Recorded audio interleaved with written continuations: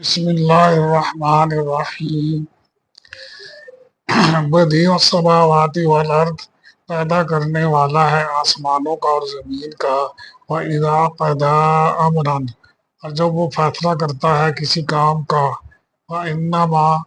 تو بس یہی ہوتی ہے بات کہ یقول وہ کہتا ہے لہو اس کے لیے کن ہو جا وَيَكُونُ تو وہ ہو جاتا ہے۔ تو یہاں پر جو نا یہود کے بارے میں کہ وہ حضرت عزیر تو اللہ تعالیٰ کی ذات ہے جو ان کے حضرت عزیر علیہ السلام کا یا حضرت عیسیٰ علیہ السلام کو خدا کا بیٹا کہنا یا پیدائش کا، تو اللہ تعالیٰ نے اس کے بارے میں بتایا کہ حضرت عیسیٰ علیہ السلام کی خاص طور پر پیدائش پر کہ ان کی پیدائش کلمے کے ذریعہ کلمہ کن، تو وہ کلمت اللہ تھے۔